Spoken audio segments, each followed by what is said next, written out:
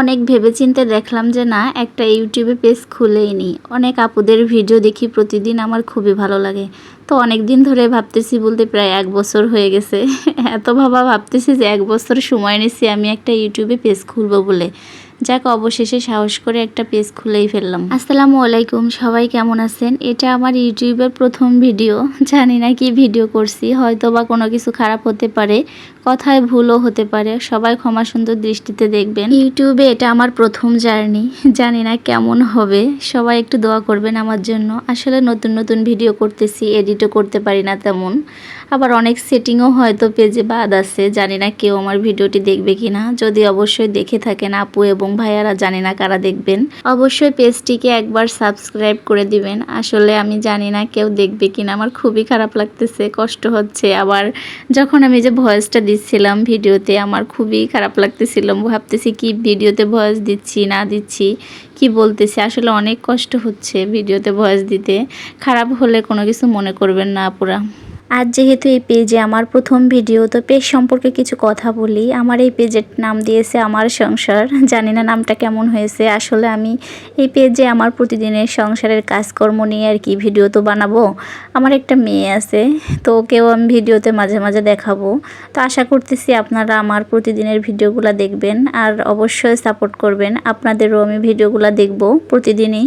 যে সকল আপুরা আমার ভিডিওটা দেখবে, অবশ্যই তাদের বাসায় যেও আমি তাদের ভিডিওগুলো দেখব। আর যারা না দেখবে তাদের ভিডিওগুলোও দেখব। সবাইকে আর কি সাপোর্ট করার চেষ্টা করব।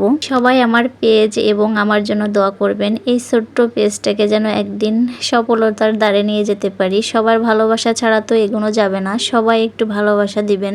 যাই হোক, অনেক কথাই বলে ফেললাম, হয়তো কোনো কিছু ভুলও হতে পারে, ক্ষমা করে দিবেন। এখন একটু কাজের কথা আসি, যে আজকে অনেক কিছুই আর কি আমাদের বাজার নিয়ে এসেছিলো, তো অত কিছু আর কি ভিডিও করতে পারি নাই। কাঁচামরিচ আনছে 1 কেজির উপরে। 2 দিন আগে আমি আধা কেজি কাঁচামরিচ নিয়েছি। এরপরও আপনাদের ভাই আর কি আজকে 1 কেজি কাঁচামরিচ নিয়ে এসেছে। পরিবারে আমরা 3 জন। আমার ছোট্ট একটা মেয়ে, ভিডিওতে তো দেখতেই পারতেছেন অনেক কাজে আমাকে সাহায্য করে। ও এতটা শর্টপটে যে সব সময় আমাকে কাজে সাহায্য করতে আসে, কিন্তু আমার সব কাজই এলোমেলো করে দেয় বরঞ্চ। যাই হোক, কাঁচামরিচ আনছে এতগুলা, তো ভাবলাম যে কাঁচামরিচগুলো নষ্ট হয়ে যাবে, এর জন্য বেশি অর্ধেক আর কি ফ্রোজেন করে রেখে দিব ডিপ ফ্রিজে। আর এখন যেহেতু বর্ষাকাল আর সামনে, তো কাঁচামরিচের দাম প্রতি বছরই বা বেশি হয়ে যায় আর কি বর্ষার দিনে। তো ভাবলাম ফ্রিজে রাখলে পরবর্তীতে হয়তো আস্তে আস্তে খেতে পারবো। আর এদিকে এই যে ডাউল ভিজিয়েছিলাম, 2 দিন হয়ে গেছে যে বড়া করে খাবো, কিন্তু আপনাদের ভাইয়া বাসায় থাকে না, তো আর খাওয়াও হয় না। তারপরে আজকেও বাসায় নাই, আজকেও ডিউটিতে চলে গেছে। তো ভাবলাম যে ডালগুলো হয়তো নষ্ট হয়ে যাবে, আজকে আর কি বাটে মার মেয়ে বড়া বানাই খেয়ে নেব। তো যে কথা সেই কাজে, যে বাটাবাটি শুরু করেছি ধোয়া ফেলা করে। আর কাঁচা মরিচগুলো ধুয়ে আর কি পানি ঝরানোর জন্য দিয়েছি, পরবর্তীতে আর কি ডিপ ফ্রিজে রেখে দিব। ভিডিওতে ভয়েস দিচ্ছি ঠিক আছে, কিন্তু আমার অনেকবারই কথাগুলো কেমন জানি বাঁধে বাঁধে যাচ্ছে। মনে হচ্ছে আমি কথাই বলতে পারি না, কেমন জানি মনে হচ্ছে আমি থুতলা হয়ে গেছি। তো আপনাদের এরকম সমস্যা হয় কি না একটু জানাবেন। আসলে প্রথম মনে হয় ভয়েস দিচ্ছি, এর জন্য নাকি অনেক কষ্ট হচ্ছে। আমি জানি অনেক কথা হয়তো ভুলভাল বলে ফেলেছি, তারপরও করার কিছু নয়, আস্তে আস্তে হয়তো ঠিক হয়ে যাবে। যাই হোক, বড়া বানানোর জন্য সব কিছু এখন রেডি করে রাখবো। এখন আছে দুপুর 2টা বাজে, তো ভাবলাম এখন রেডি করে রাখি, সন্ধ্যার দিকে নাস্তাগুলো বানাবো। পুদিনা পাতা কে কে পছন্দ করেন? আমি তো ডালের বড়া বানালে, বিশেষ করে ডালের বড়া, চনা, এগুলার ভিতর পুদিনা পাতা দিই। এগুলার ঘ্রাণ আমার কাছে অনেক বেশি ভালো লাগে। ওগুলা রেডি করে নিয়ে রেখে এসেছি, ডালের বড়া বানাবো সন্ধ্যার দিকে। তো এখন ভাবলাম যে বিকালের কাজগুলো গুছায় রাখি। আর বিছানার চাদরটাও বেশ কয়েকদিন হয়েছে ব্যবহার করতেছি, ভাবলাম যে এটা তুললে আরেকটা বিছিয়ে দিয়ে আর এগুলো সকালে ধুয়ে দিব। কিছুক্ষণ আগে বলেছিলাম আমার মেয়েটা আমাকে প্রত্যেকটা কাজে সাহায্য করতে আসে, তো এখনও আবার চলে এসেছে কাজে সাহায্য করতে, কিন্তু সব কিছু এলোমেলো করে দেয়।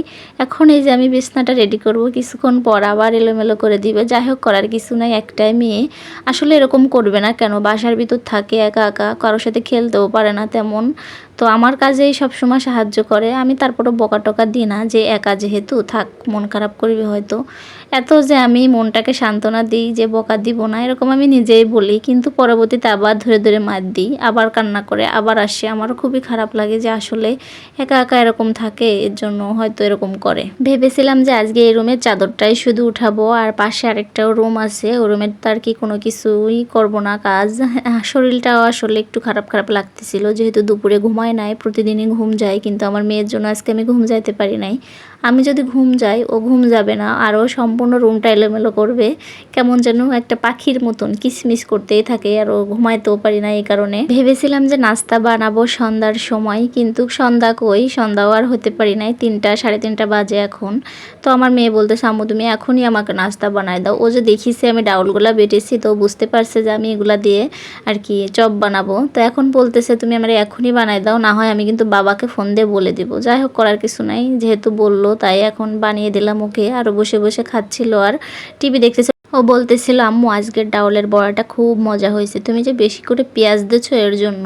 তুমি বাবা থাকলে বানাও, এতটা মজা লাগে না কেন? আসলে ওর কথা শুনলে হাসিও পায়, আবার খারাপও লাগে। এতটুকু একটা মানুষ হয়ে এত পাকা পাকা কথা কেমনে বলে। আমার মেয়েটার বয়স 5.5 বছর বয়স হয়েছে। এবারে স্কুলে ভর্তি করছি শিশুয়ানে। তো আমার মেয়ের পরীক্ষা চলতেছে, সবাই একটু দোয়া করবেন। আর একটা পরীক্ষা আছে, 3টা হয়ে গেছে। আমার মেয়েটাকে আমি নাস্তা করাচ্ছিলাম আর বলতেছিলাম যে আম্মু তোমার তো কালকে পরীক্ষা আছে ড্রয়িং, তুমি কি একটু ড্রয়িং করতে বসবা? তো আমার মেয়েটা আমাকে বলতেছে আম্মু কালকে তো শুধু ড্রয়িং পরীক্ষা, এটা তো আমার তুড়ির ব্যাপার, তুমি আমাকে কেন এত বারবার পড়তে বলো?